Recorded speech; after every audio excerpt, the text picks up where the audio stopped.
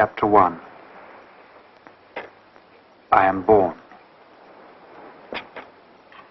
Whether I shall turn out to be the hero of my own life, or whether that station will be held by anyone else, these pages must show.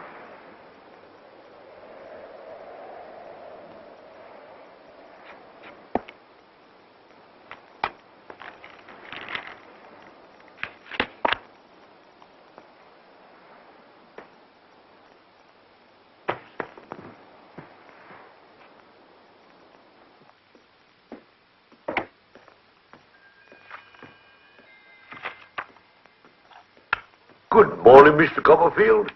I wonder if...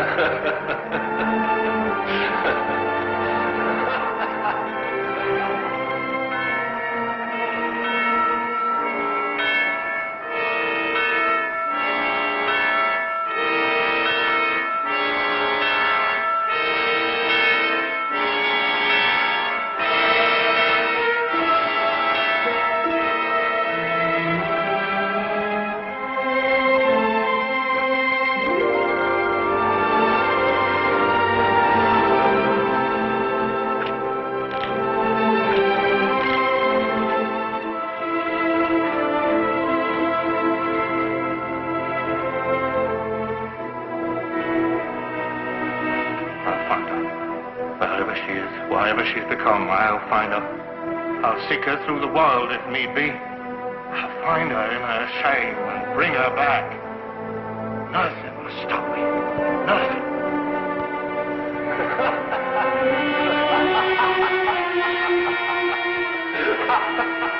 I ain't afraid of the sea, Davy. Though a cynic cruel. I'm so sorry. Davy. Daddy, don't be angry with me. Please. Dora. Don't.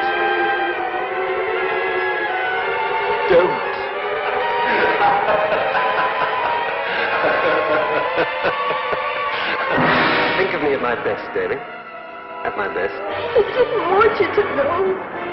It's no fault of yours, Master Davy. Oh, Davy. Ma is not very clever. Davy.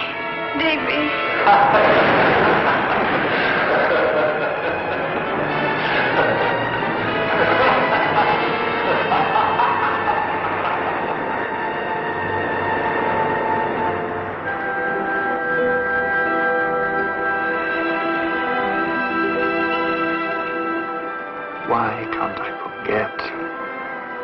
forget the past? They're all gone, just shadows. What am I searching for? Myself. To know whether I shall be the hero of my own life. Whether I shall turn out to be the hero of my own life.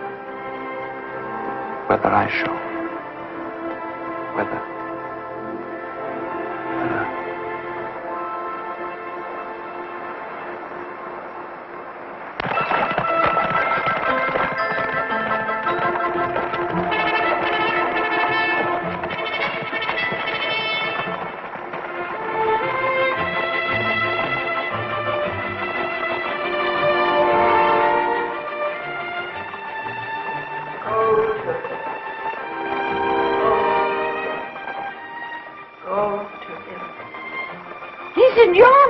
Agnes, go to him. Miss Trotwood, if he's gone to Yarmouth, it's because he wants to be by himself. Stuff and nonsense. Don't I know that child?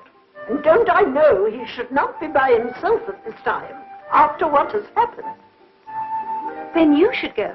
But I'm his aunt. I should talk to him as an aunt. That's not what he needs. He needs you. After all, you talked for hours together when you were children. Go and talk to him now.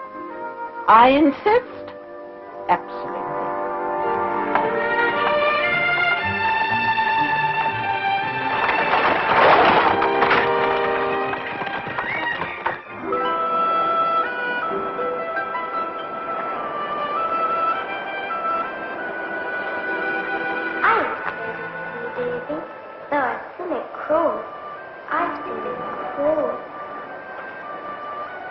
Was it Miss C, Emily, that took your father? Would you like to be a lady, Emily? Of course I would, but I'm an orphan, ain't I? I'm an orphan too, you know, Emily. It's so bad for you, Davy. You got no father, but you got a mama. You got a mama. You got a mama. You got a mama. You got a mama. Say hello to your new father, Davy. This is Mr. Murdstone.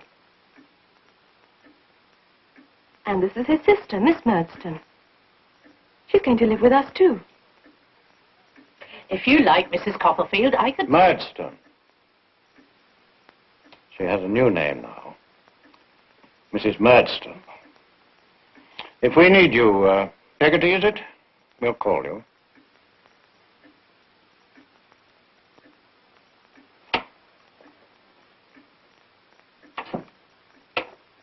Oh, Davy, don't shame me. My little man. Now, Clara, have you forgotten our little talk? Firmness. Firmness. Firmness is what is wanted. Boys grow with firmness. Grow. Davy and I will get along well enough. Won't we, Davy? Hmm?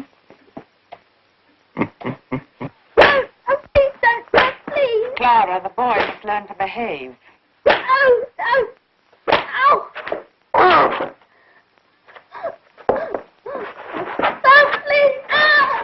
Ow! Ow! The boy's a biter, and a biter must be taught not to bite.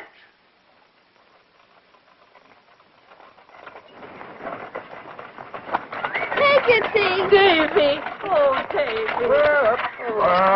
Oh, my precious, my own. Oh, there, my pet. Oh, Peggotty, I didn't think I'd see you. Oh, you don't think a certain party we both know could stop me saying goodbye to my own Davy, do you? Oh, there. School won't be so bad, Davy. Look what I brung you. Now, you get back on the cart, because I must get back to the house. And I'll write to you, Davy. No, I ain't a scholar like you. I'll write to you often. And Peggotty. And I look after your mother. Now, don't you worry none. All right, Mr. Bartlett, now, off you go. Right. Goodbye, Peggotty. Goodbye. Goodbye, Davy.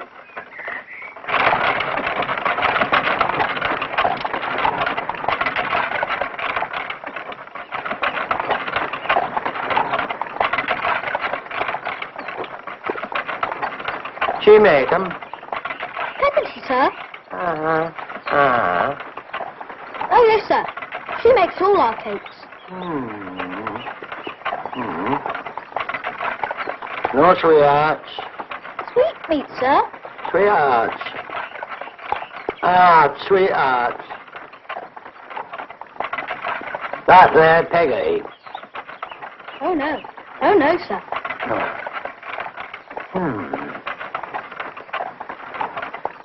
Perhaps you might be writing to her. Oh, yes, sir. I certainly shall. In that case, perhaps you recollect the say, Barkers is willing. Barkers is willing? Ah, that's it. Barkers is willing. That's all. Why, yes, sir. Of course, sir. Barkers is willing. Thanks. What's your name, young fellow? Copperfield, sir. Any left? You're sure you want me to have it? Yes, sir. Good for you, Copperfield. I'm Steerforth. This is Traddles. Traddles, Copperfield. Come on. You ought to see old Creakle, I suppose. What money have you got, Copperfield? 7 shillings, sir. Perhaps I'd better take care of it. You're sure you want me to have it? Yes, sir. Good for you, Copperfield. Perhaps you'd like to spend a couple of shillings on Count wine. Almond cake. And then there's fruit, of course. Chocolate cream biscuits. Look here, Traddles. This is his money, you know. Sorry, Steerforth.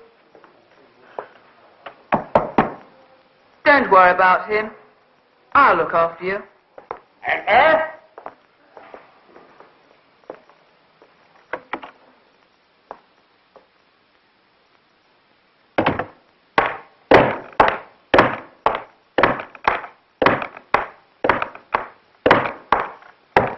Who are you? Who are you? Copperfield, sir. Copperfield, Mr. Crater. Ah, the Murdstone boy. The biter. We know how to deal with biters here. Approach me, boy. Right, boy, right.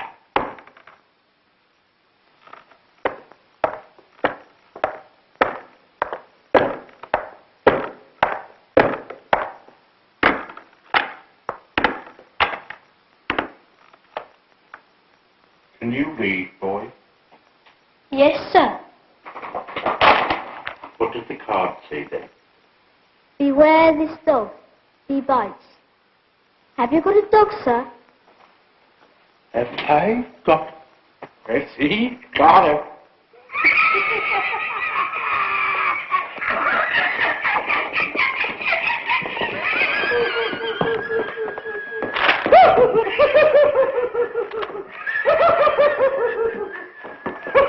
There's the dog, Mr. Tuggy. There's the dog, I say. There's the dog. Now understand me, boy, because I'm a Tartar. When I say I'll do a thing, I'll do it. And when I say I'll have it done, I will have it done. He will. When I see you, I want to see the card. No matter where, no matter when. I see you, I see the card.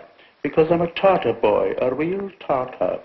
And if I see you and don't see the card, I'll have your heart for meat pudding. Now you know me. And I know you. You see?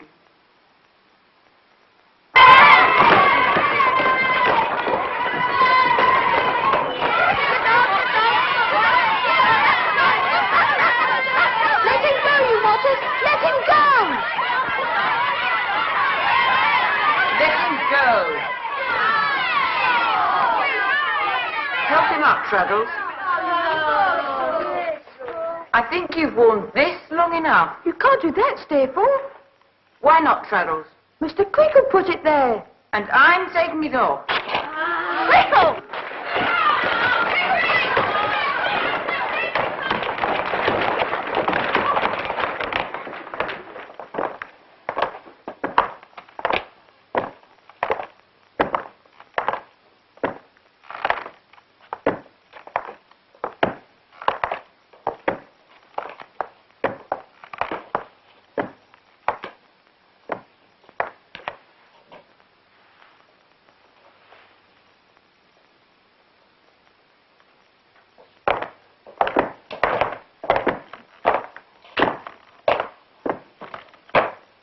Approach me, boy. Right, boy, right.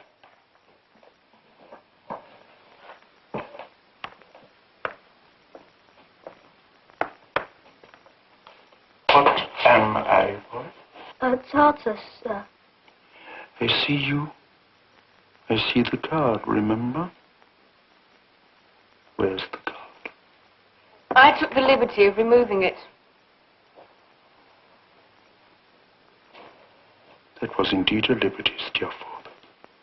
A very great liberty. Perhaps you had a good reason. I think so. Would you like to tell? Certainly. It seemed to me that this young fellow was getting a good deal too much protection from that card. By virtue of the angle at which the cane falls, the cane was not having its proper effect. Now, that is something I confess that had not occurred to me. I'm much obliged to you, Steerforth. Not at all. Back to your seat, boy.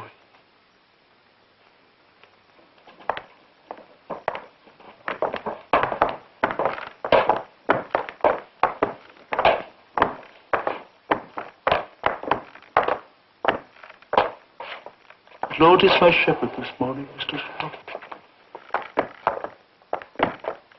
All my shepherd, Mr. Sharp.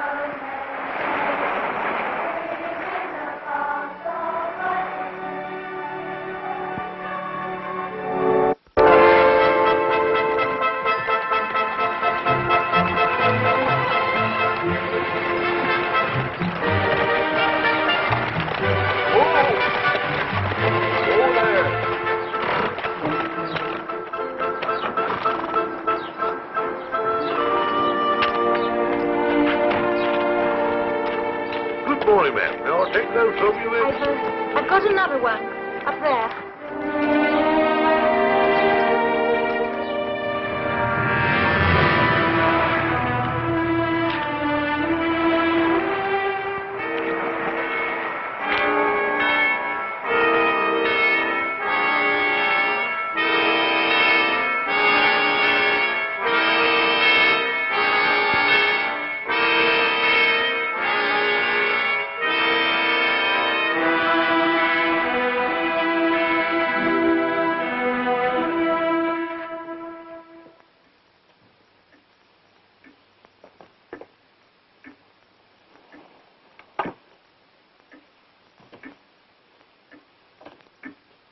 Now, my baby, don't cry.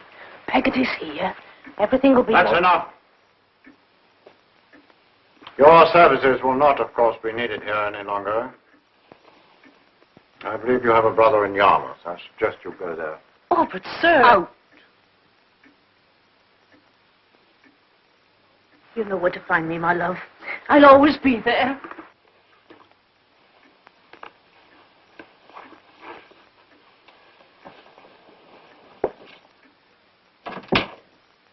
Come here.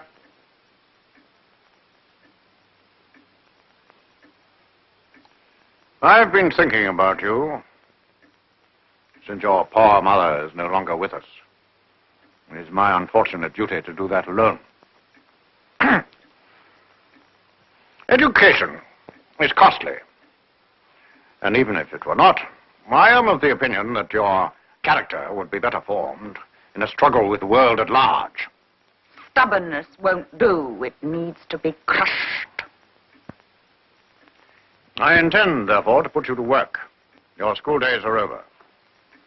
You have heard me speak, no doubt, of the wine merchants, Murdstone and Grinby. We have our warehouse in the city of London, down by the river. We use a great many bottles in the course of our business and employ a number of boys to clean and polish them. I see no reason why you should not be one. You will work from 7 in the morning till 8 at night. Your lodging I have provided for.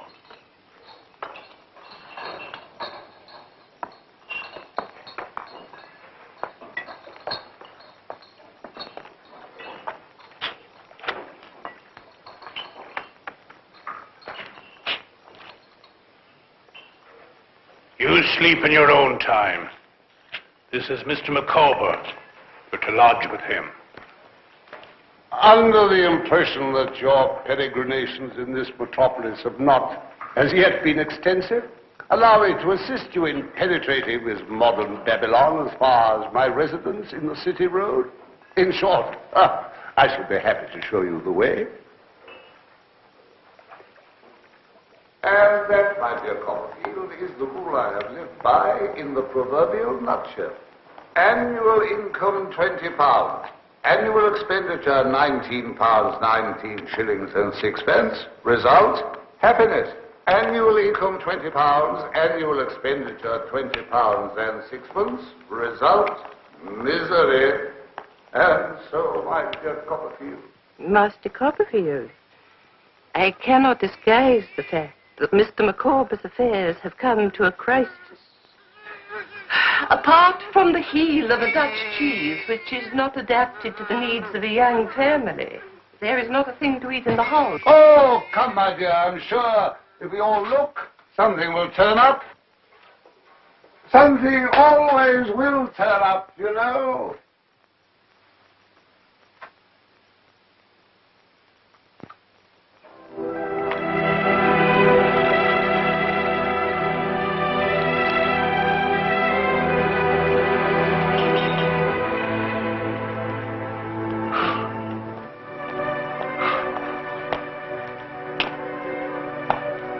There's a Mr. Mortimer to see you. He's down there. Make it quick.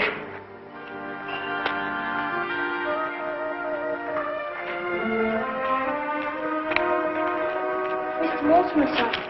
Mr. Micawber. My dear Copperfield, the penetration of your vision is unnerving. But why the disguise? I'm being hunted, my dear friend, hunted by that most savage of all creatures, the creditor. Your things. My dear young friend, at present and until something turns up which I'm hourly expecting, I've nothing to bestow but advice. I've heard you speak of your great aunt in Dover. My advice is, seek her out. My dear. Farewell.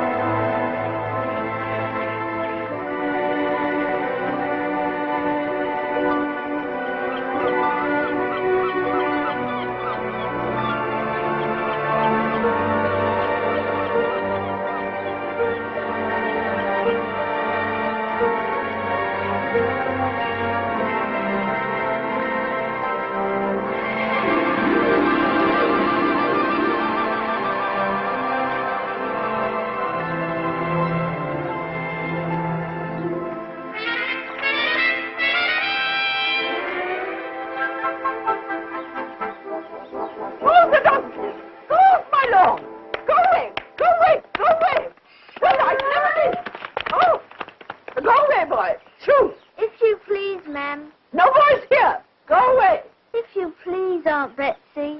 Eh? I'm your nephew. What? David Copperfield. Oh, Lord. What, of Blunderston in Suffolk? The one that should have been a girl, called Betsey, Trotwood, Copperfield and wasn't? Yes, Aunt, and I've run away. Since my mother died, they've beaten me and put me to work. No, stop that crying. Stop that boo-hooing. I won't have it. Do you hear? I won't have it.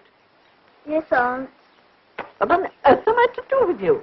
Ran away, you say? Well, look at you. Look at the state you're in. Mercy on us. I don't know. What's somebody to do? Oh, please don't send me back, Aunt. No. Listen. A decision cannot be altered at the sound of a child's crying out at home. Absolutely not. So now be quiet. I must think. Mr. Dick! Mr. Dick! Mr. Dick will advise us. That man's mind is a miracle of clarity. Mr. Dick, you've heard me mention David Trotwood Copperfield. be sure, David. Cop. Well, this is he. And he's done a pretty bit of mischief. He's run away. Because that's the kind of foolishness that any boy might do. Now, the question I want to put to you is, what am I to do with him? Do with him? Do with him.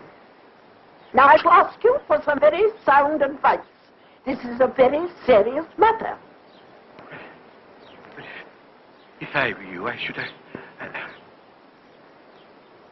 wash him. Ah, Mr. Dixon is all right. That man's mind is a miracle. Now, Trot, for that's what I shall call you, Trotwood Copperfield from now on. Into the house, off with your clothes. Janet, heat the bath.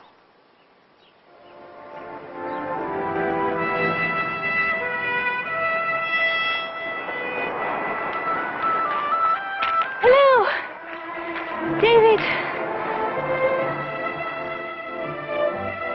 You shouldn't have come, Agnes. You shouldn't have come.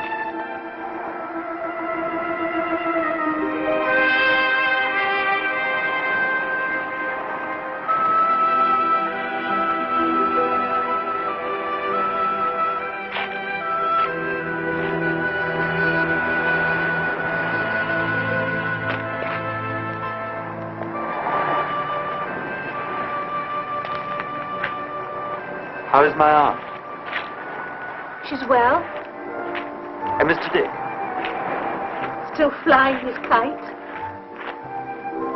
Oh, Agnes, I have missed you all. I truly have.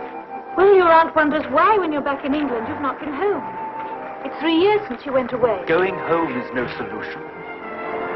I can't think, I can't write anymore. David, you know, you can't go on blaming yourself for everything. The past, for Steerforth and for Dora.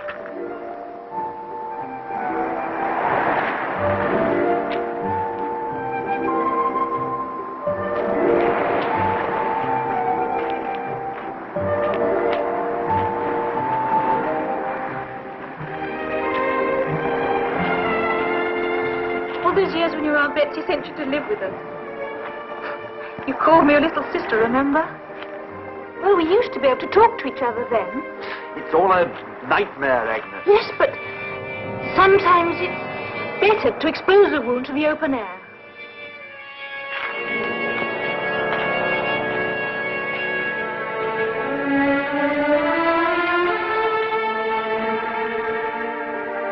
The Peggotty's houseboat.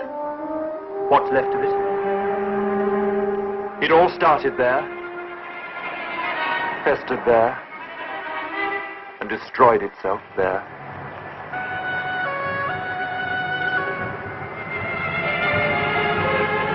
You'll love the Peggottys, Steerforth.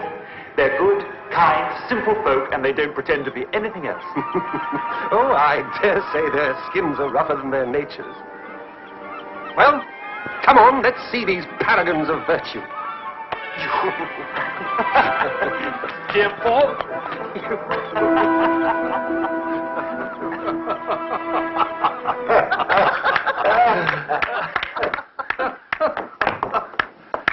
Davy! Peggotty! Davy, Michael! Peggotty! Master Davy! Boiled lobster, that's what I am if this don't top everything.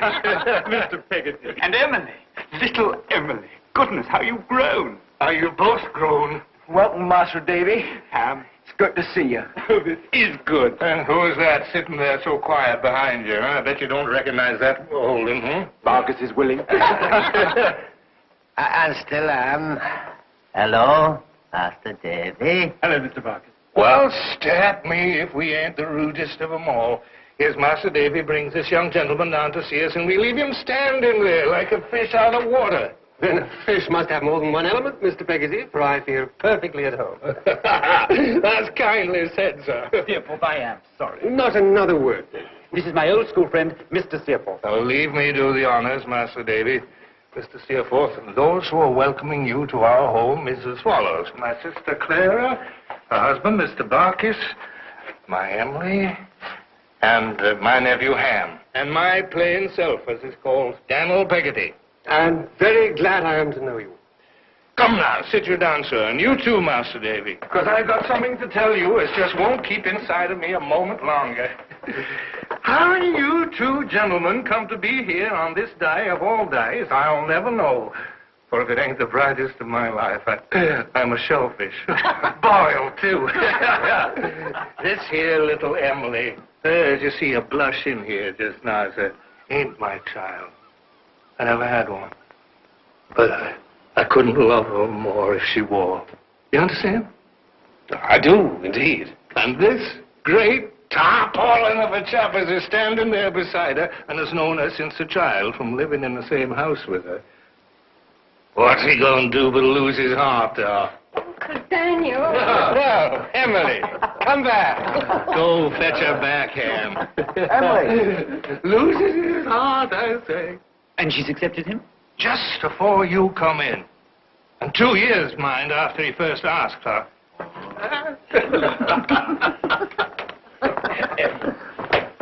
Emily, I'm delighted. We couldn't have come at a better time. Mr. Peggotty, I couldn't be more happy for you. I don't know how long I may live or how soon I may die, Master Davy. Oh, Daniel, stop talking so gloomy. Nevertheless, 'tis true. I could capsize any night in a gale of wind. And if I could see the town lights shining for the last time over the rollers as I couldn't make no head against, I'd go down quieter for thinking there's a man ashore who's iron true to my Emily, and no wrong can touch her while he lives.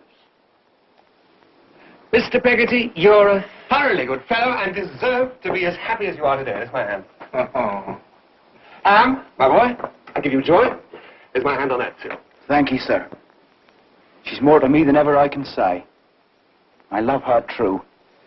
There ain't a man in all the land or sailing on the sea could love her more. I can see that. And I can see she's worth it. Emily, I wish you joy. Thank you. And what is this I happen to have in my pocket? Why, it's nothing less than a full flask of French brandy, which, if the ladies will permit, we gentlemen will split between us. Bravo, Steerforth. I'll fetch the glasses, Davy. There's biscuits in the tin. I'll get them down. God bless you, Emily. It's what I always wanted, but never dared hope for. I can rest happy now, knowing that no matter what happens to me, no harm shall come to my Emily. None.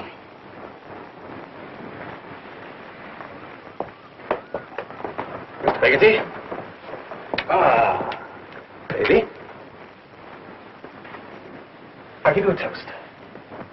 To the happy couple. May they live long and multiply. There, Steerforth. Have you ever seen such simple goodness? Oh, engaging enough, I agree. He's a chuckle-headed fellow for a girl, though, isn't he? Eh? Steerforth. You joke about everything, but I know it's without malice. There really is a goodness in you, Davy. I wish to heaven there were in all of us.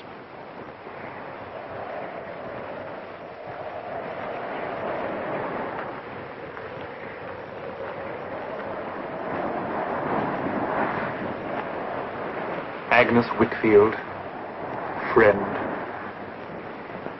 What are you? A saint on some errand of mercy? No, David. Why really did you come? Your Aunt Betsey was worried about you. After all that had happened, your strange letter. Aunt Betsey. You should run, Agnes. You're a fool to stay. Do you want me to leave? No.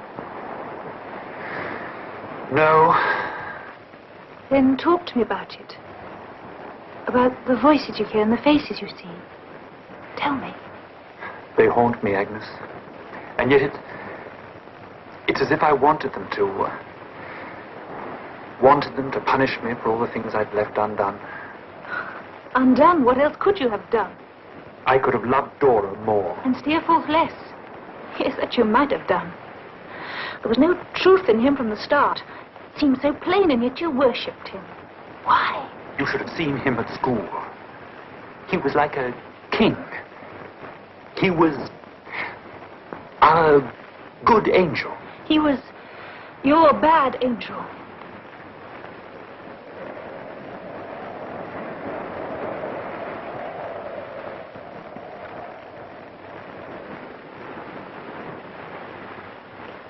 Cold.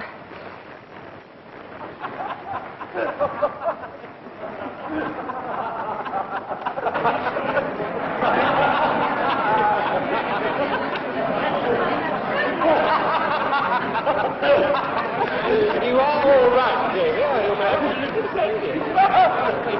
My friend, I think you are both quite drunk. I am a little astray. Beautiful. The whole world seems to be going round and round. Well, it is going round and round, you have. Ridiculous. But I never noticed it before.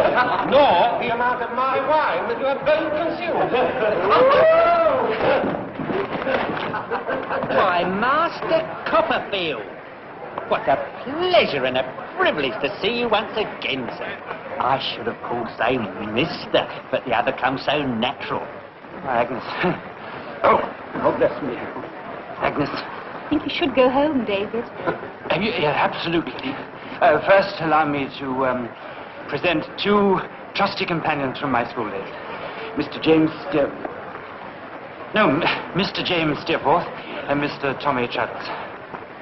Gentlemen, I would like you to meet my oldest and dearest friend, Miss Agnes Wickfield. Her father, Mr. Wickfield, and their clerk, Uriah Heep.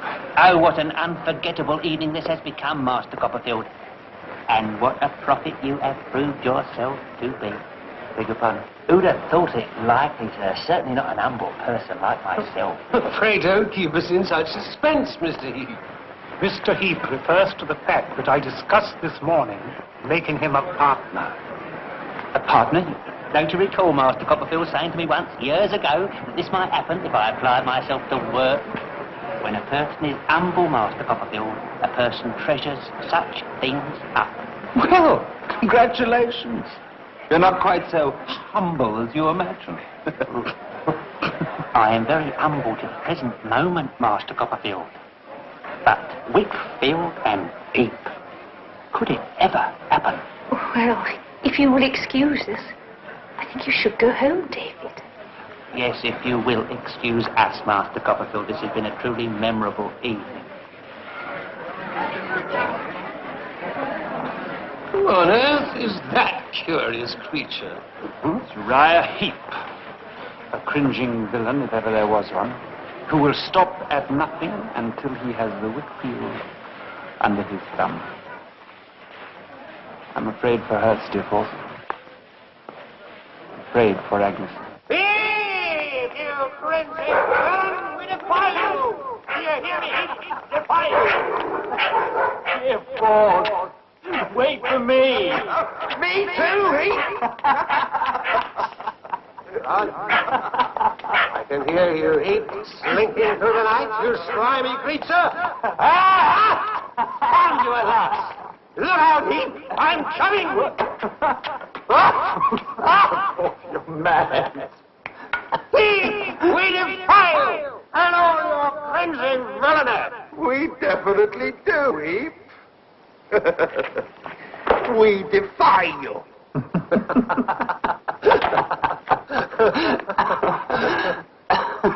Where would I be without you, Steerforth? At home, in bed, decently sober and decently sleeping. Promise me this, Davy. If something should ever separate us, you'll think of me at my best. Promise me. Promise me. You have no best for me, Steerforth, and no worst. You are always equally loved.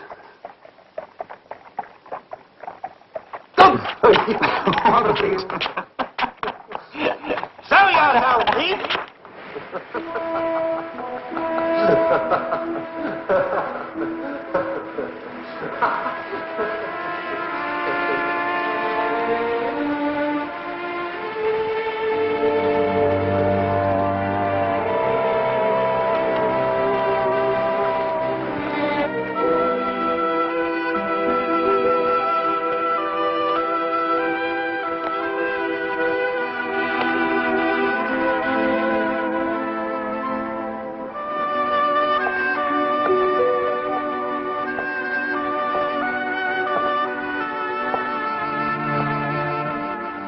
it that I want? The truth? About what? About me? About my life? What is my life? Is it just a series of accidents, or is there a deeper meaning to it all? My childhood. Steerforth. Dora. So secure in her own fragile world, I should have left her there. Left her there. Steerforth. With all his talents, life unrolled itself for him like a red carpet every step of the way. Except the last. Why?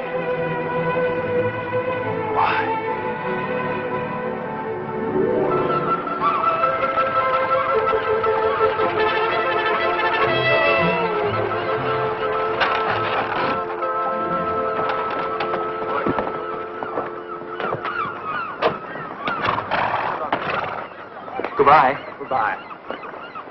Copperfield! Steerforth! I didn't expect to see you here. Oh. I came down to sail my boat. You like her? Ordered a few weeks ago. Come for a sail. No, I can't. I've come down to see Barkus. He's dying. Yes, I've heard. Come with me. We can talk as we go. Well, they'd all be there, and I'd feel out of place. Oh, nonsense. All right, but let me sail you down. It's a long way round. Come on, climb aboard. All right, I will.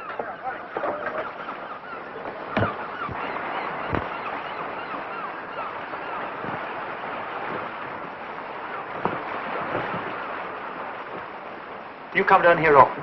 Yes. I've taken a fancy to this place. I didn't know you had this passion for the sea. It's an Englishman's birthright, Davy. I've just discovered it. You should come down more often. I have to work. My apprenticeship cost my aunt a lot of money. You're far too responsible, Davy, even for a budding proctor. Life is there for the taking. You know? Hold that.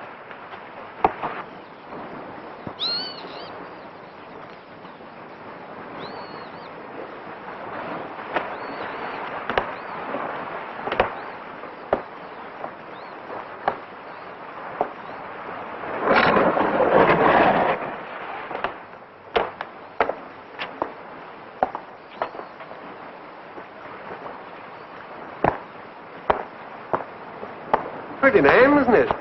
Yes.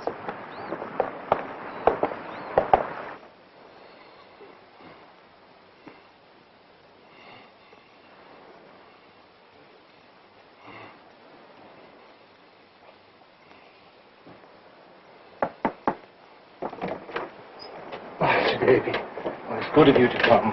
Good of you to come all this way. And you too, sir. Come in, come in. How is he? He'll be going out with the tide. With the tide?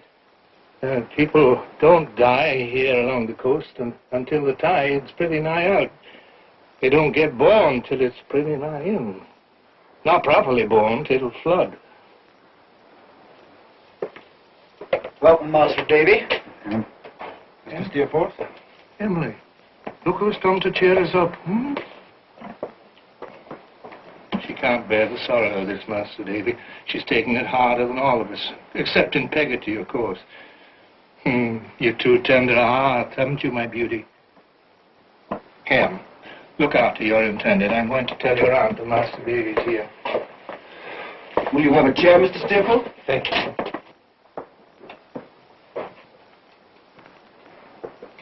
Peggotty said in her letter that you've had to postpone the wedding. Ah. Still, we got the rest of our lives ahead of us. Seems little enough to do out respect to them that's coming to the end of theirs. She also said that you've taken a very nice little house. It is nice, Master Davy. If you'll allow us while you're here, we'd like to show it to you. I'd like that. Davy.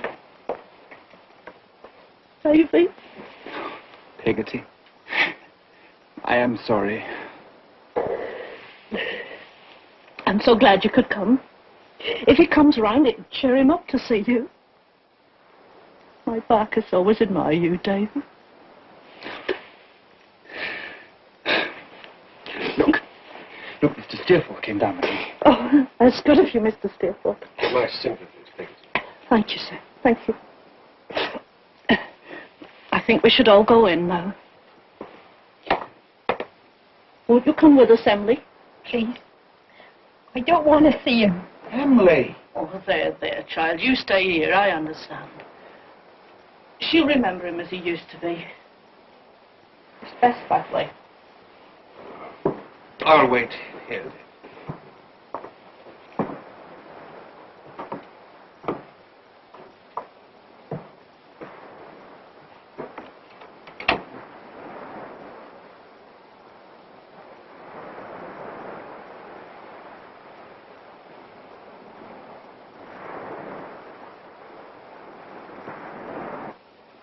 The tide is going out.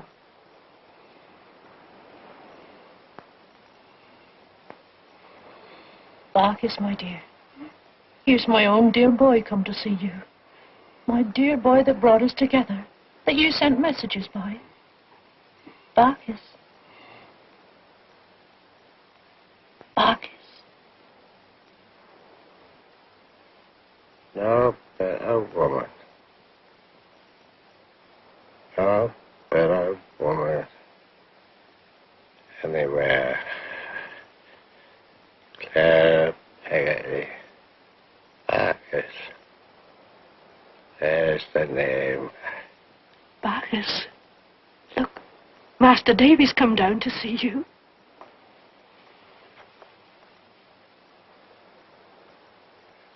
Perhaps you might be writing to her. Yes, Mr. Bacchus. I should be writing to her. Bacchus is willing. Bacchus is willing.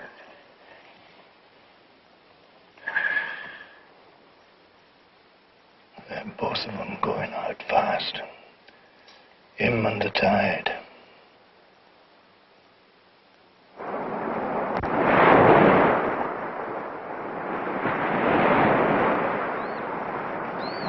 What do you see there? You come on me like some reproachful ghost. Did I call you down from the stars? No? Up from hell.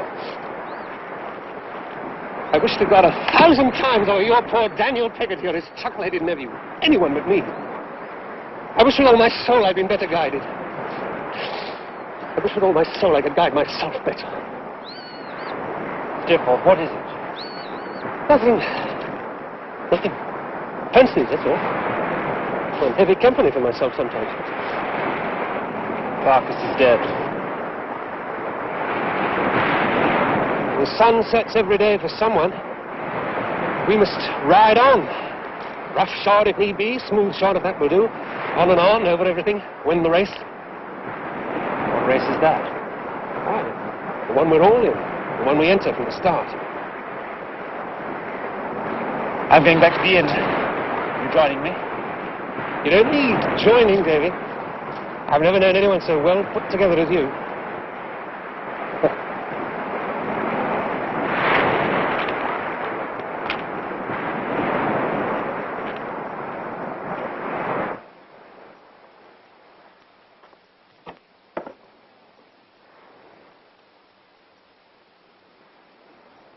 He did well for you, Peggotty.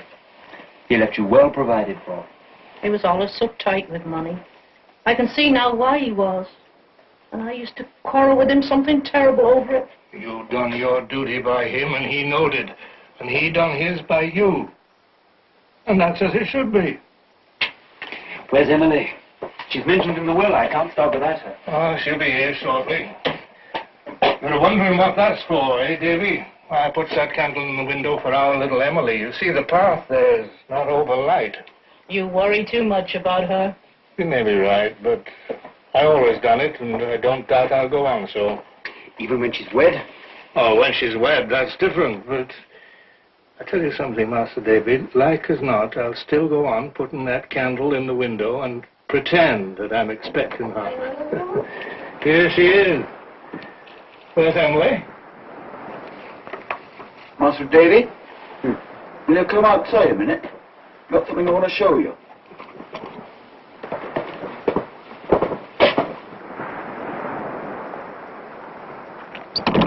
Ham, what's the matter? Where's Emily? She's gone. Gone? Gone where? She runned away. She left it.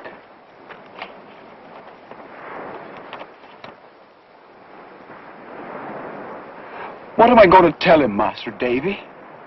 How am I going to tell him? Things old Barkis collected.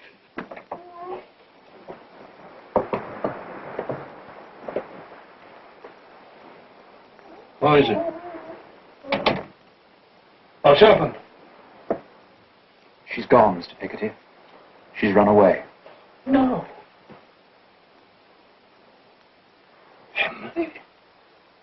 My Emily? Davy, perhaps she's just gone to a friend. Perhaps. Read it. Read it to me.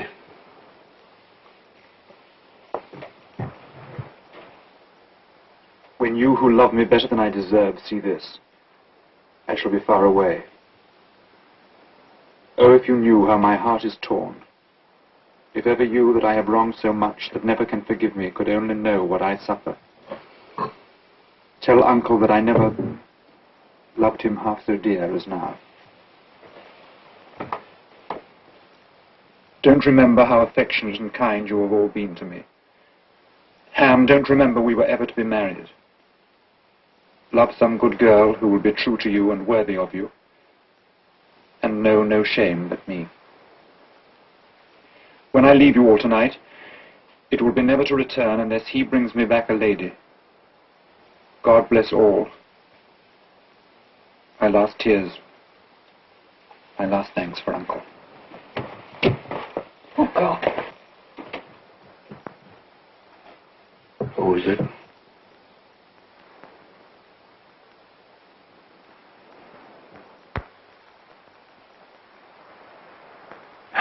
I want to know his name. Master Davy, go out a bit. Let me tell him what I must. Steerforth. Steerforth. This ain't no fault of yourn, Master Davy. I ain't a laying of it to you. Steerforth. He done this to her. Scheming viper. Told her tales of what he'd do for her. Filled her head with fancies, not caring what happened to her, excepting he got his way. Where are you going? I'm going to seek my niece. I'm going to seek my Emily. Daniel, there's nothing you can do now. You know what she'd become when he finished with her. She's lost. I want that candle lit every night. If any harm should come to me before I find my Emily, say to her, the last words I left her was, I forgive her. I'll find her, wherever she is, whatever she's become. I'll find her. I'll seek her through the world if need be. I'll find her in her shame and bring her back. Nothing will stop me. Nothing.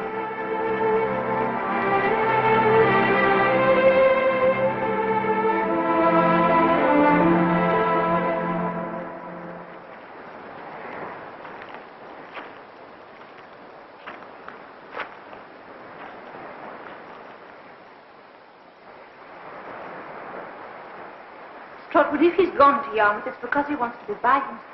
Stuff and nonsense, child. Don't I know that? And don't I know he shouldn't be by himself after all that's happened?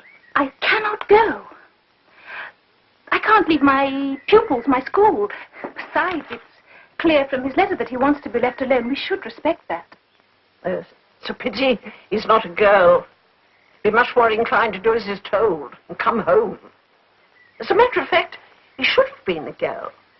His mother distinctly led me to expect that he would be a girl.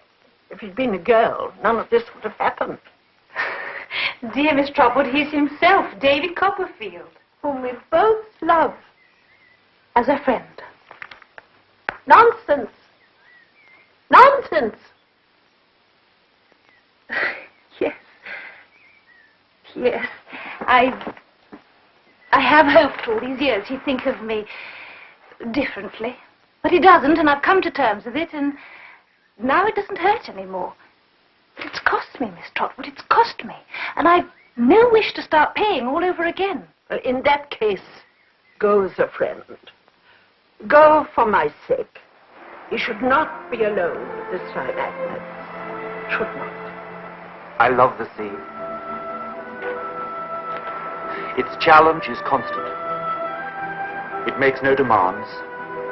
It asks nothing of you. You can just stand and watch it. And then in the end, your spirit moves in sympathy with it.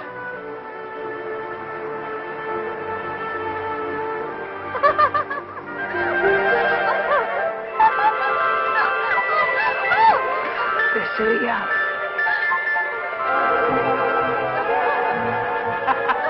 Dora! Dora!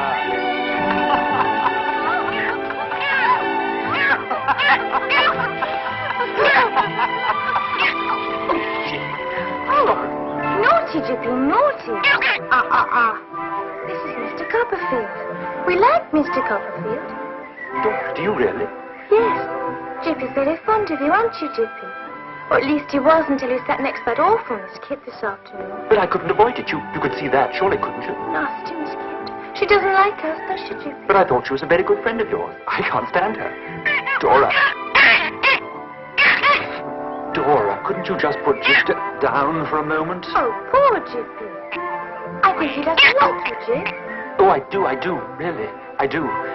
It's just that Oh, Dora, just put him down for a minute. I must talk with you.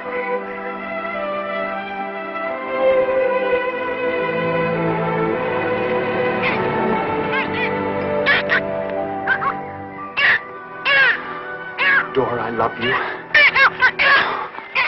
Jip, I've loved you so completely, and for so long I need you. I want you forever. Jip, if you say that you don't love me, I don't know what I'll do. Jip, please, Dora, tell me that... Jip, tell me that you love me. Ow! Yes.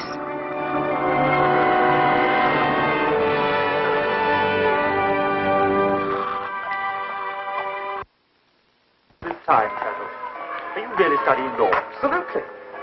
And you're getting married, young Copperfield? Yes. Splendid. This is where I live. Thieves! Robbers! Oh dear, more trouble. I know your kind. Well, there's no more milk until you pay up. Lively nights. Oh! Micawber! No! Have I done this? Leave me, my love, leave me. Let me write finish to that miserable book of life they call Wilkins Micawber. My love, if your creditors will not give you time, they must take the consequences. What's happening? Blood cannot be obtained from a stone, Mr. Traddles. Neither can anything on account be obtained at present from Mr. Micawber. Mr. Micawber. It's David Copperfield. Is it possible? Why, once more, behold, Copperfield, friend of my youth, companion of my earlier days. Master Copperfield. Mrs. Micawber. Good heavens, you know each other. Traddles should be living here, of all things. How are you both? You find that, my dear friend, in the very best of health. Not entirely, my love. Mrs. Micawber refers, I'm happy to say, to a probable addition to the infantine group. My dear Copperfield will, of course, be joining us for dinner. My love, join us, he may. But as for dinner, we'd all be better off joining someone else. My dear Copperfield, this is luxurious, what it is to have an aunt in Dover. Your style of living reminds me of my bachelor days, which brings me to my 5th toast of the evening, to your approaching connubial bliss. Not before time. To learn that your life is about to be sanctified by the influence of woman in the lofty character of wife completes my euphoria. In short, I am delighted. To the happy couple. The happy couple. The happy couple. May they live long and be always united. Mrs. Micawber, another glass. A thimbleful, Mr. Traddle. Not since I lived with dear Papa have I had the opportunity of sampling so fine a vintage. My love, I detect a note of sad regret in that remark. Micawber, have I deserved this? I, who never have deserted you, who never will desert you. Pray, Mrs. Micawber, don't distress yourself. No, Miss Spenlow. It's of no use asking me. I never will desert Mr. Micawber, never. Mr. Micawber, what line of business are you in at present? I'm engaged, my dear Copperfield, in the sale of corn upon commission. A gentlemanly avocation, but hardly remunerative. A situation that Mr. Micawber is about to remedy. Is that so, Mr. Micawber? My dear, there are times when one needs to take a pause, to fall back, so to speak, to take what can only be termed a spring. Absolutely. You find me, dear friend, fallen back for the spring. I'm about to make a most vigorous leap. In which direction? My dear Traddles, the responsibility for the profligate waste of my talent lies with society. I shall make that waste known to society by the simple device of advertising it in the newspapers. I shall challenge society to set that wrong to rights. Throw down the gauntlet, as it were, and say, in effect, show me who will pick it up. Let the party immediately step forward. Aunt Betsey, what are you doing here? And I'm ruined, Trot. I'm ruined. That's what I'm doing here. I've lost everything. I've nothing left in the world except what you see. Well, God help you now, Trot, for I no longer can.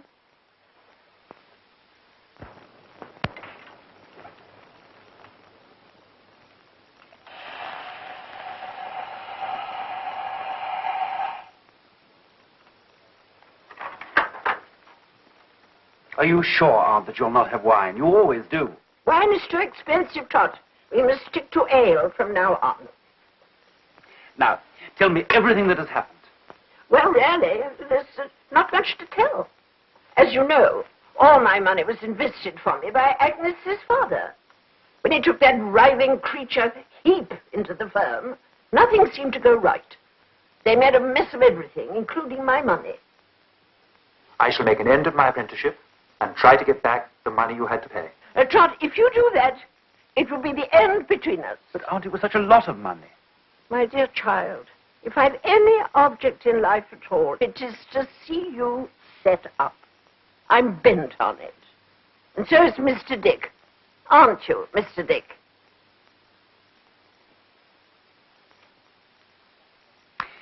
Well, then, I shall find other work. We will not starve, I promise you. Oh, goodness, Trot. If that foolish child, your mother, could see you now, she'd cry her eyes out. She'd be so proud of you. But then she always was a baby. She cried at everything. Now, tell me, how is your newfound love going to take your newfound poverty? His nose is definitely warm, Dodie. I think he's sickening for something. Dora, my love, you haven't answered my question. But how can you ask me anything so foolish? Could I love a beggar? But I am one. Oh, don't be so silly, Dodie. I'll set Jip on you. Go on, Jip. Bite him, bite him.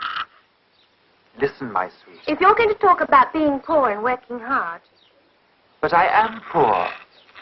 Do you mean that Jip can't have his mutton chop every day? Well... Oh, Dodie, he must have his mutton chop every day. Very well. He'll have his mutton chop every day, even if it means that I have the bone. May I suggest something? Yes, but don't be practical. I have to be, sweetheart. I don't want to alarm you, but perseverance and strength of character will be of great help to us. I don't understand what you're trying to say, Josie. Now, do take Jip and be agreeable. Well, Jip, it looks as though you're going to have to provide us with all your old bones.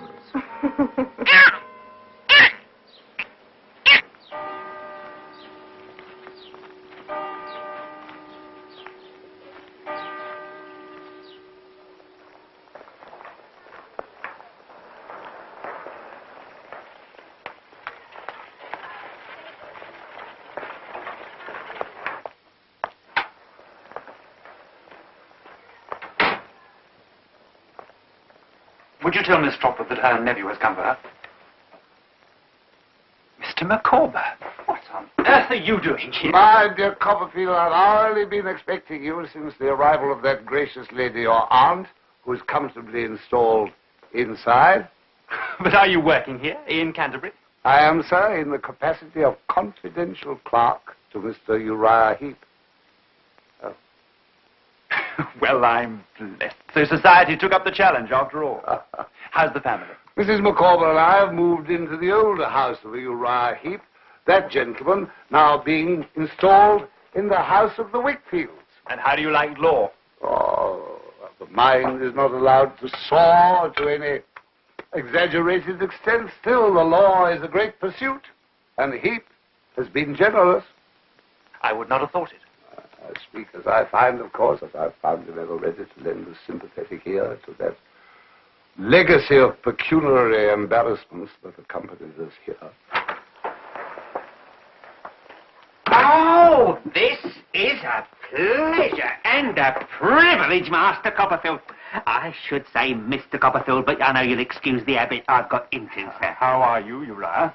All the better for being asked, Master Copperfield. You needn't wait, Micawber. They expect you at the courts to pick up documents.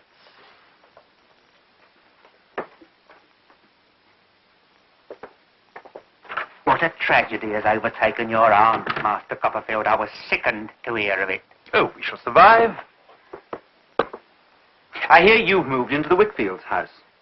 Yes, so much more convenient. I occupy your old room, you know. All stratagems are fair in love, sir. Love, to be near the object of one's affection, sir. Even the humblest of us may aspire to.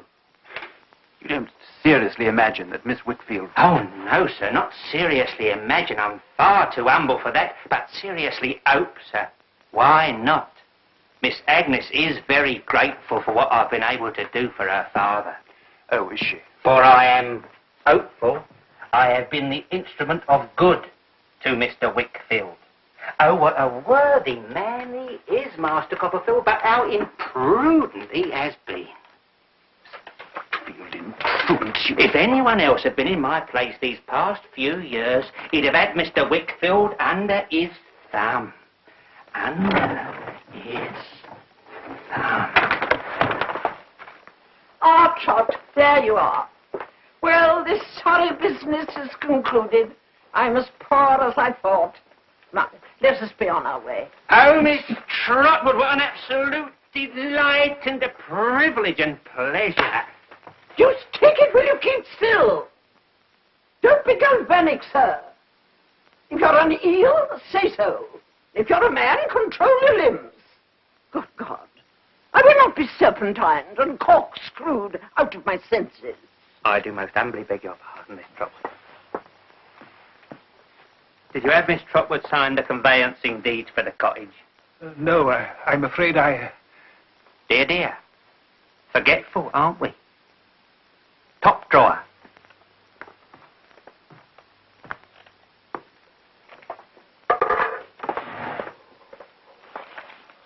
Yes.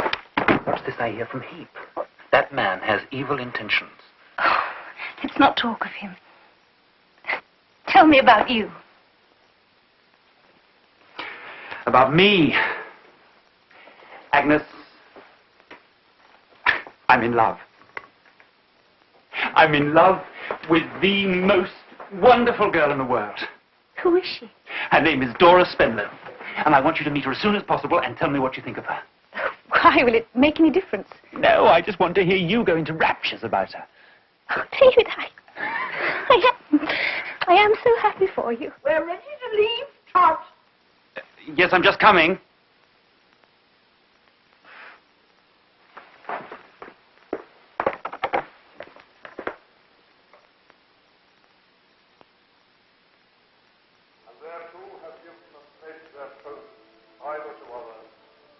Declare the same by giving and receiving your wing, by joining of hands. I pronounce that they be man and wife together, in the name of the Father, and the Son, and the Holy Ghost.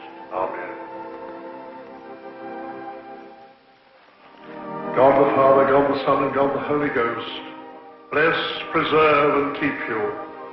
The Lord mercifully with his favor look upon you, and so fill you with all spiritual benediction and grace, that you may so live together in this life, and in the world to come, ye may have life everlasting.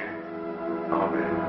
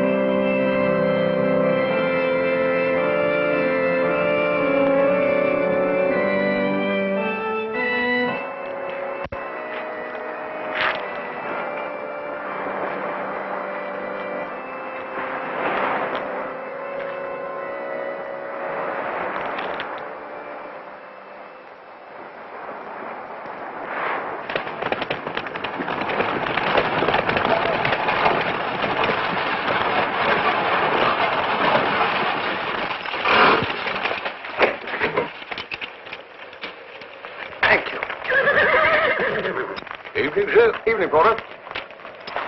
Evening, John. Evening.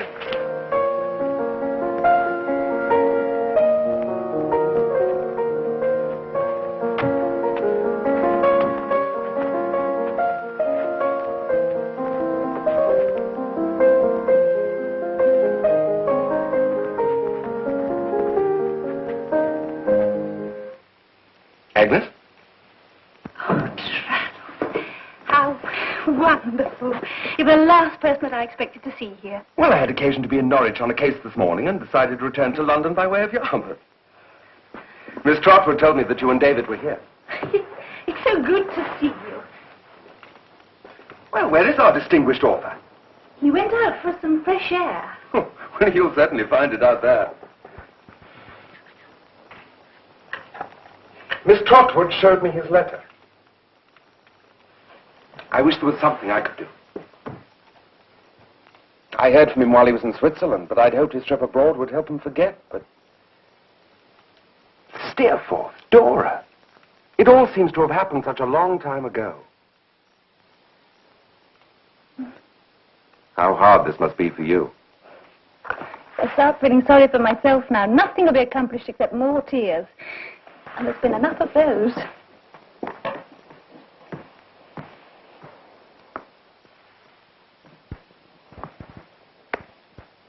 Does he know you're in love with him? I've known you both a long time, you know. You are in love with him, aren't you? He's such a fool. Traddles, he's so alone.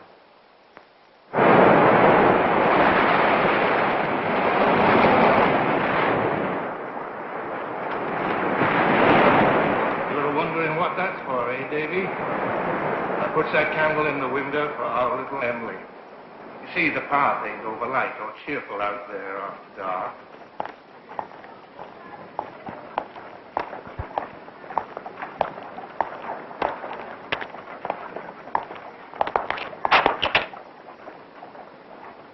Master Davy. You, Mr. Peggotty. I've been a long way, Master Davy. A long way. It'd take too long to tell you all the places I've been. But right through France, down as far as Italy. I cursed the day I took him to Yarmouth. I shall never forgive myself. One thing I can tell you, though. She's no longer with him. You mean she's left him? Well, as far as I can make out, he left her, which don't surprise you or me. Poor Emily. Anyway, losing track of him, I traveled home. But I found a letter waiting for me at Yarmouth from some place in the south of France. There was money in it. Money he'd left her, for she had none. And a note begging for forgiveness and saying she'd never come home.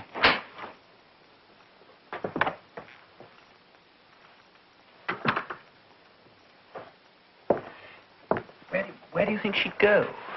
It's hard to say, but what I think is she might find herself here in London and...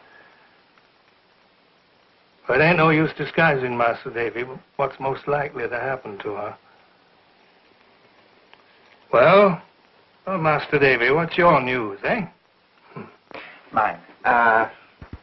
Well, I'm married. God bless me, there's the thing. Married, are you? Yes, and we're expecting our first. Then you oughtn't to be sitting here talking with me, but be home along with her. Come on now.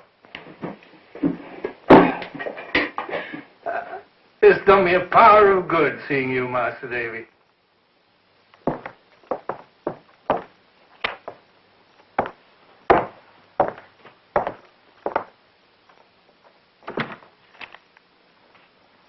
Goodbye, Davy.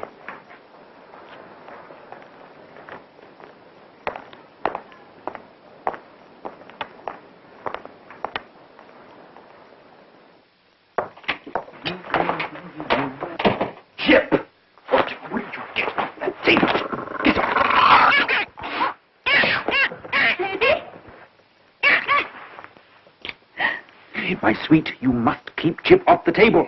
It's unhealthy. Oh, I do try, Dodie, but he's such a naughty little thing. Cold supper tonight? Oh, no. Lamb chops baked in the oven and roast potato. I don't smell anything cooking. I don't think Marianne started it yet. Oh, Dodie, don't be cross. Dora, this won't do. It really won't. It happens every night. You must speak to her. Oh, no. No, Dodie, don't ask me. But you must. It's your house. But you know she never listens to me. She will never have any respect for you if you... Mr. Micawber. You may show me the door, if you wish. Mr. Micawber, what a... Sir, I'm a straw upon the surface of the deep, tossed in all directions. Are you in debt? Mr. Copperfield, when I was in debt, I could look my fellow man in the face. Today, when I enjoy a superfluity of sufficiency, I and my fellow men are no longer on those terms. Madam. Mr. Micawber, I hope that Mrs. Micawber and the family are well. I hope so, ma'am, for since Mrs. Micawber will no longer speak to me, I've no more news of her than you have. Mr. Micawber, what exactly is the matter? Villainy is the matter. Baseness, deception, fraud, conspiracy are the matter, and the name of the whole atrocious mess is Heap. Heap? But I don't understand. I thought you were doing so well there. Too well, sir. But I'll lead this life no longer. I'm a wretched creature, cut off from my dearest friends. Give me back my wife, sir. Give me back my friends. Give me back my peace of mind. My dear friend. No. I'll put my hand in no man's hand till I have blown to fragments that detestable serpent, Heap. Forgot what's most important. Be prepared, sir. Prepared for what? An instant summons, sir, from me to you, sir, to the offices of Wickfield and Heap, sir. But when? Next week, next month, next year. But the time will come. No, Mr. McCall. Please, you will stay and eat with us, of course. Dora, tell Marianne to put another chop in the oven. Dodie, there isn't one. Well, then tell her to carve some cold bacon. Don't tell me that there are no cold meats in the house. My dear Copperfield, I'll partake of no man's hospitality till I have moved Vesuvius to eruption on that abandoned rascal. Heat! 2 miserable chops. Is that all we've got in this house? I didn't know he was coming. You've embarrassed and humiliated me. You told me not to wait. Can't you use your common sense? Are you totally incapable of doing anything? Yes. Yes, I am. I'm incapable. I'm useless and girlish, but that pleased you once. You love me for it.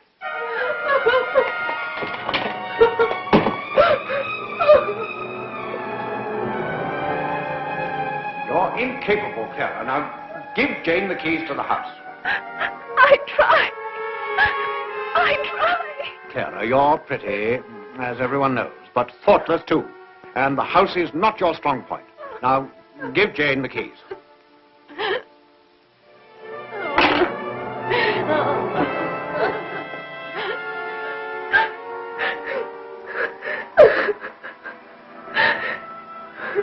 Forgive me, love. Forgive me. Oh, don't. Don't.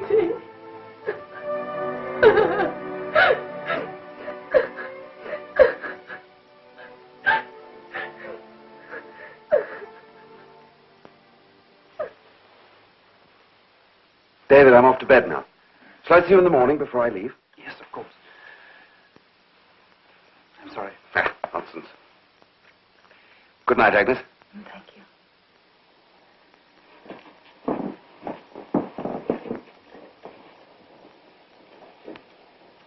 I hope I didn't seem rude. He understood.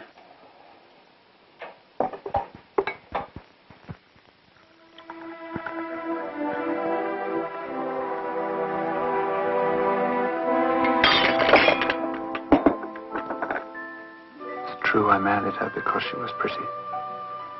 Because she was weak and helpless. And then I wanted to change her. Why? Why?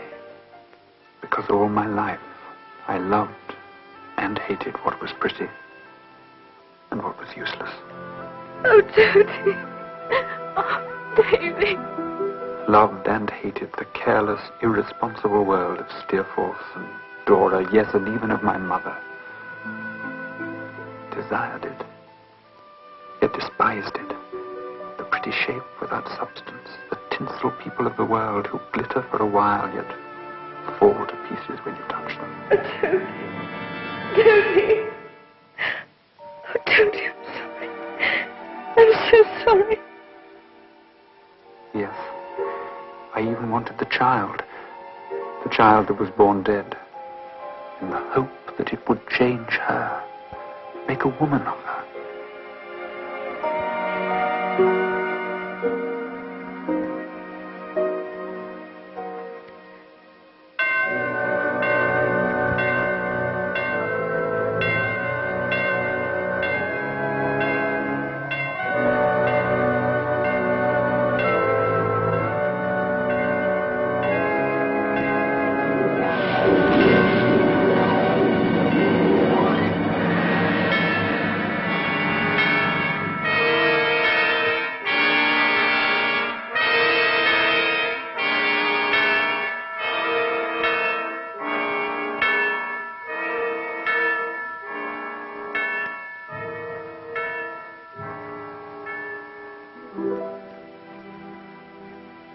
If you don't go to Canterbury, I'll set Jeff on you.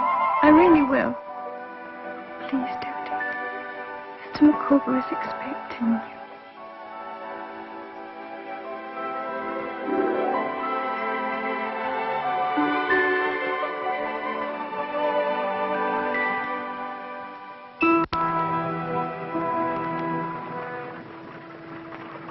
I shouldn't have left her. She isn't strong enough. She wanted you to go, Trot. It gave her pleasure.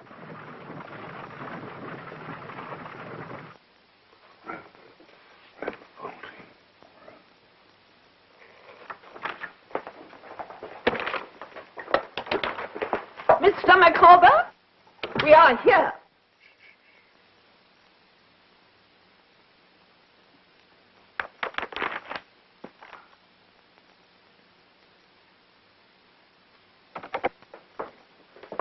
Trotwood, Miss Agnes Wakefield, Mr. David Copperfield, Mr. Thomas Traddles, and Mr. Dick. Oh, this is indeed an unexpected pleasure, Master Copperfield. I hope to see you well, sir. And Miss Trotwood, I am honoured, ma'am. And I remember this used to be Mr. Wickfield's office. Things have changed in this office, Miss Trotwood, since I was an humble clerk. But I am not changed. No, sir. You seem to be pretty constant to the promise of your youth. If that's any comfort to you. Oh, thank you, Miss Trotwood. This is a pleasure, is it not, Miss Agnes? You needn't wait, Micawber. And how is Mrs. Copperfield? We have been alarmed by reports of her poor health. Micawber, did you hear me tell you not to wait? I did. Then why do you wait? Because I, in short, choose.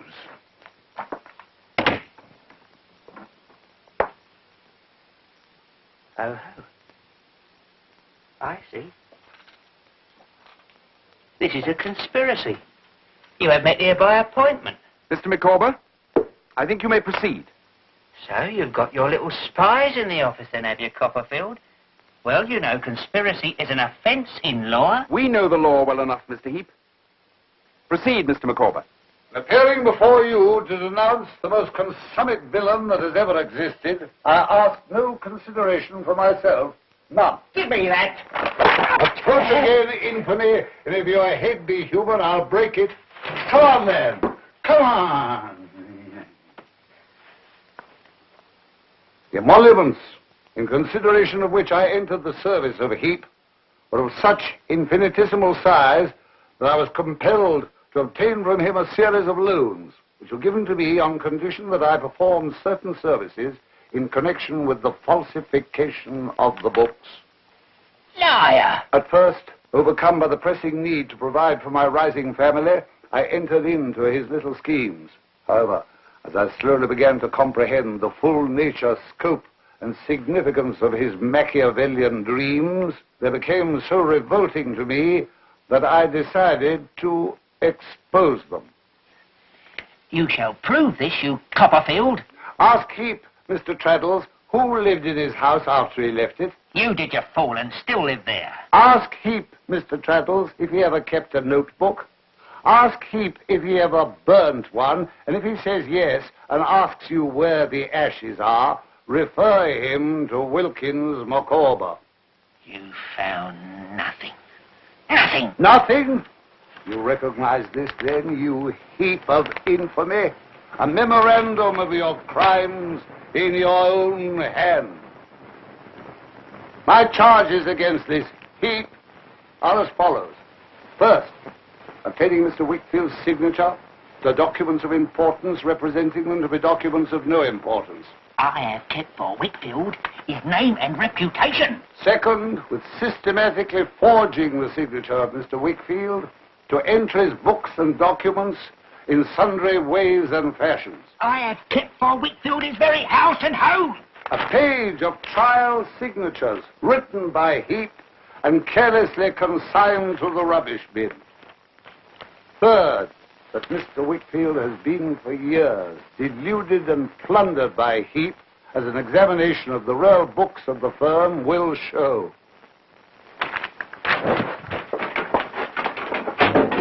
They are gone. They are. Some thief has stolen them. I did, and posted them to T. Traddles, barrister at law, 3 days ago. Heap, you will make restitution to the last farthing, to Miss Trotwood, Mr. Wickfield, and others.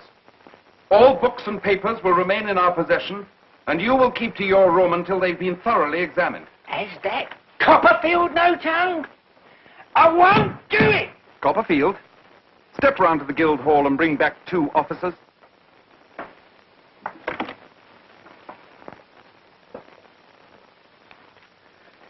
Mr. Dick, would you be so good as to take this Heap and see that he stays in his room until we're ready for him?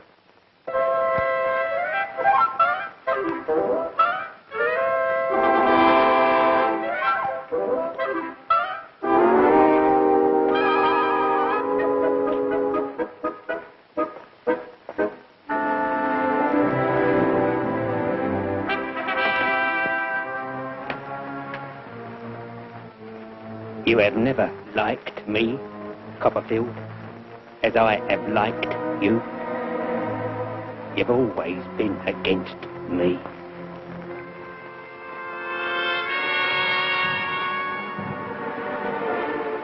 Micawber, I'll pay you.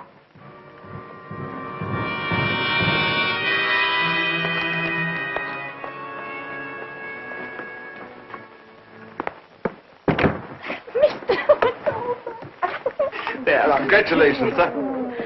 Over here. Oh, Lunch, thank you, young Copperfield. oh, Mr. Micawber, how can we ever thank you? The cloud has passed from my mind, ma'am, and that is my thanks. I am restored to my fellow creatures, and that is my thanks.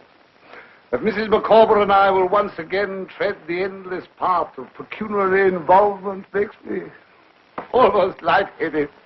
Welcome poverty, welcome misery. Tell me, Mr. Micawber, have you never thought of emigration? Emigration, ma'am. Yes, just starting life afresh. Say, in Australia. Madam, it was the dream of my youth, the fallacious aspiration of my riper years. But without capital, what can be done? You've done so much for us. We can do a little for you. If you could provide a loan, say on my notes of hand. Could, can, and shall, Mr. Micawber. My dear Copperfield, I entertain the conviction that upon that distant shore, something of an extraordinary nature will turn up.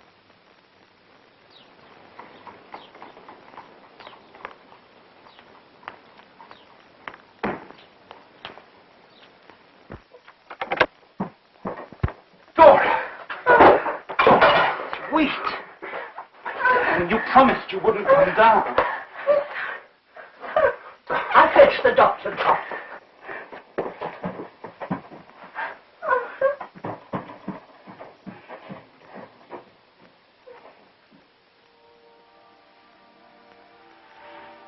Don't be angry. I'm angry, my angel. I just blame myself for having left you. Sorry. We've been happy, Dora, happy. I have. And I tried, Dodie. I really tried. Even with the baby, you wanted it so. Don't. Oh, but sometimes I used to think it would have been better. But we just loved us one girl. No. No.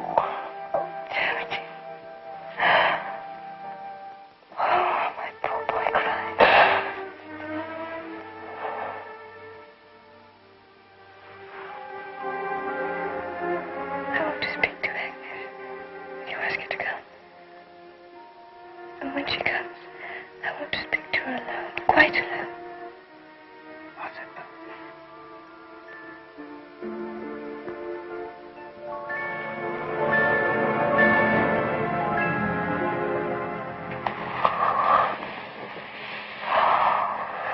Dodie, how I have loved you.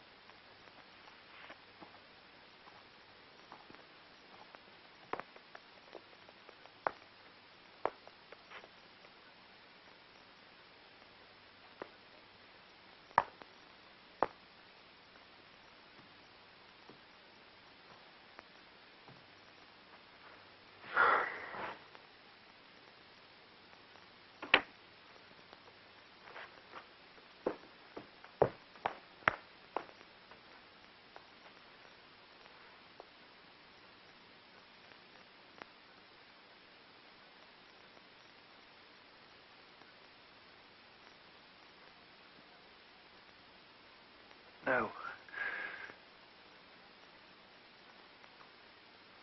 I should have valued her for the qualities she had, not those she didn't have.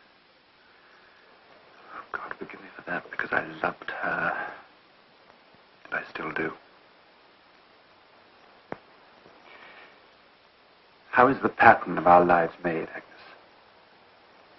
That some must be forever turning sorrow into strength, while others simply begin with joy. Steerforth. Oh, Dora. Yes, Dora. Mention Dora and Steerforth together. Yes. I thought you were her friend. Oh, David, of course I was her friend. I know your life has been hard, but you are what you are because of it. Oh, talk of Steerforth's gifts, talents, but you have a greater gift. You have the gift for life, survival, for always rising, never going under. Put Steerforth and Dora together because they were both children. Their lives were easy, effortless, thoughtless, flawed through and through because they were weak and never hardened properly. David, listen to me, please. The best steel must go through the fire.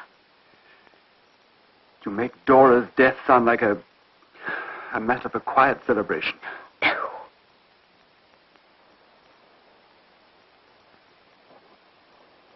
What good can come from Dora's death?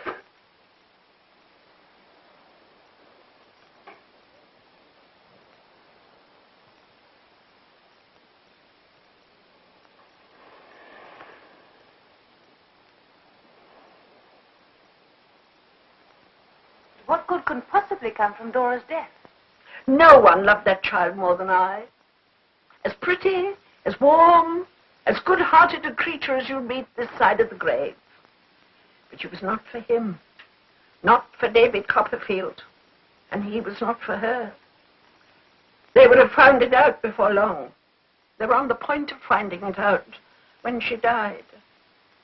Had she lived, that marriage would have turned into an arid, sterile union that would have poisoned both their lives and made them miserable ever after.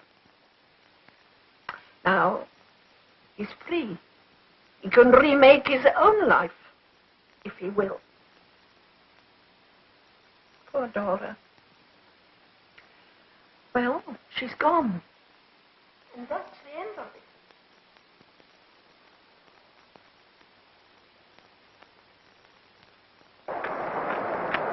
Goodbye, sir. Safe journey, ma'am.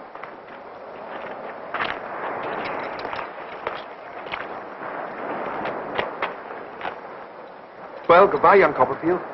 Remember your friends miss you. Of course, we can't get along without you, you know, but, well, we'd rather not. I wish with all my heart you hadn't come. Now I wish you wouldn't leave. I shall be in Dover if you have need of me. I have need of you now. Agnes, there's something I've always wanted to ask. What did you and Dora speak of the night she died? That was between us. God bless you, David.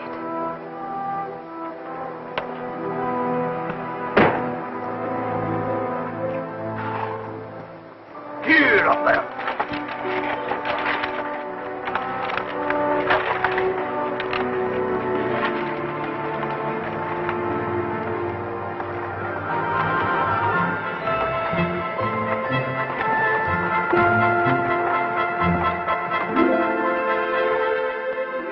Promise me, Agnes, you'll take care of David. Promise me. For I know you have loved him. Yes, loved him. For I know you have loved him.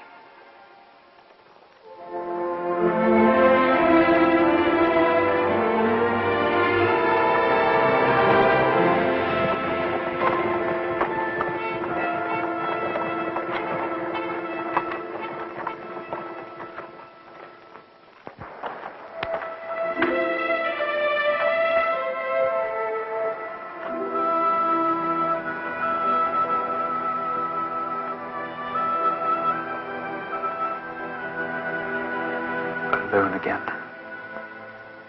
Walking the beach, watching the sea.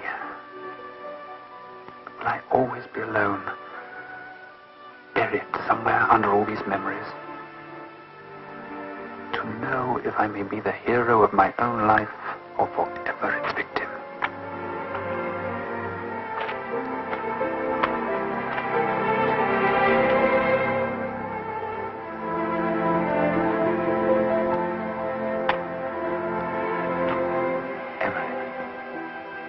Little Emily, life was no kinder to you.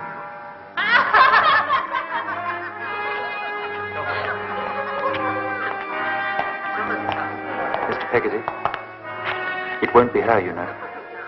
Maybe. But I've been on a score of journeys like this one, and there'll be a score of others. One more ain't going to make no difference.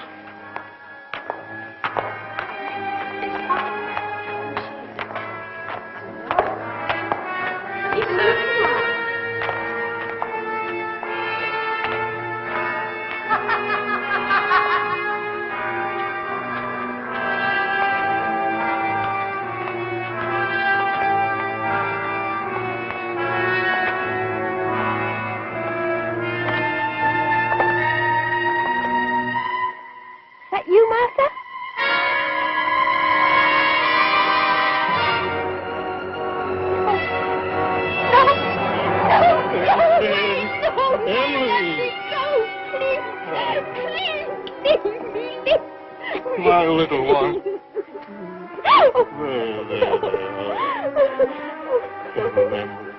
I didn't want you to know. I didn't want you to know.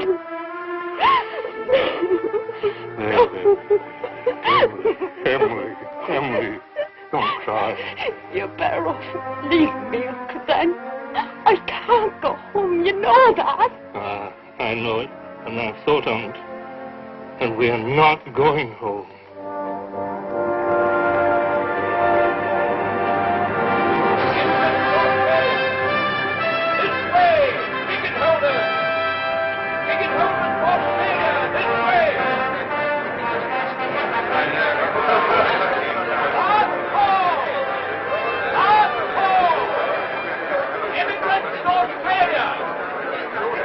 It seems the moment has arrived, my dear.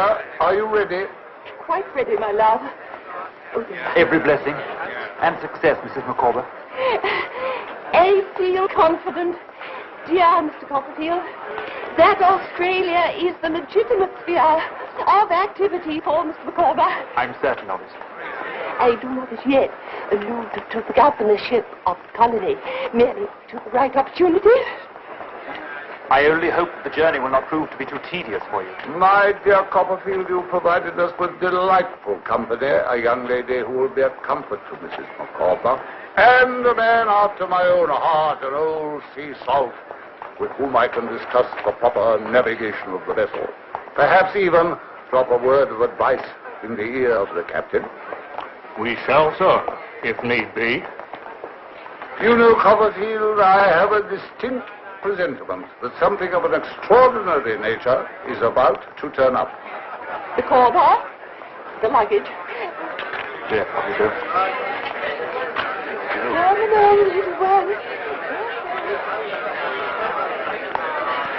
Good luck.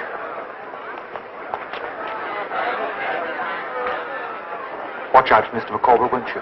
Don't you worry. He's going to be all right. We all are.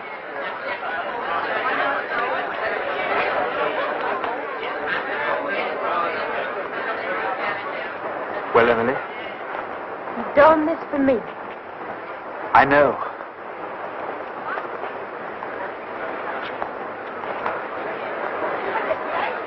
It's for Ham. Asking him to forgive me. He already has.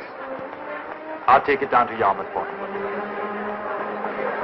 You know that Steerforth's been seen in London. They say he's asking for you. By all accounts, he's in a desperate mood. For all the wrong he did you, I think he truly loves you.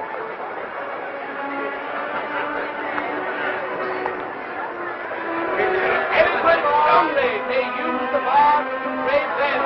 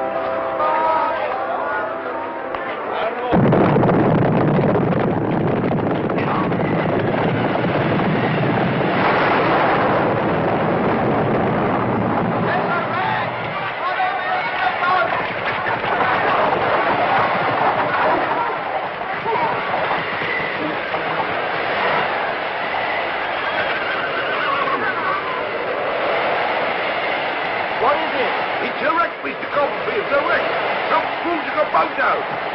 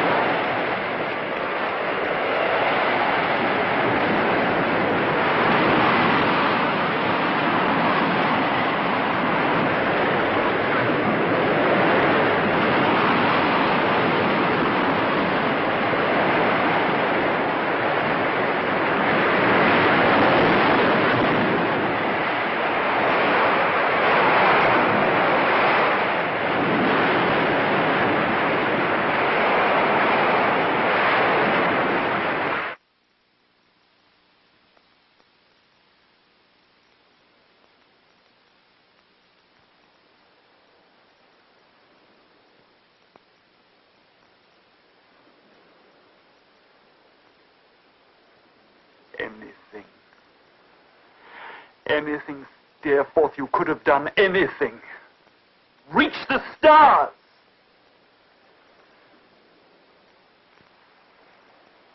Waste. Waste. Waste or waste. Life asks more of us. Demands it. It's not enough to be talented, Steerforth, or beautiful, Dora, or even simply loving. Yes, Mother, or even simply loving. We must be strong, or else the gifts that God sends us into the world with will just fade and wither in the first cold wind that blows on us. The gift for life. The best steel. Must go through the fire. Yes. Yes. Chapter 1. I am born. Whether I shall turn out to be the hero of my own life, or whether that station will be held by anyone else, these pages must show. To begin my life with the beginning of my life, I record that I was born on a Friday at 12 o'clock at night. It was remarked that the clock began to strike and I began to cry simultaneously. In consideration of the day and hour of my birth, it was declared by the nurse, first, that I was destined to be unlucky in life, and secondly, that I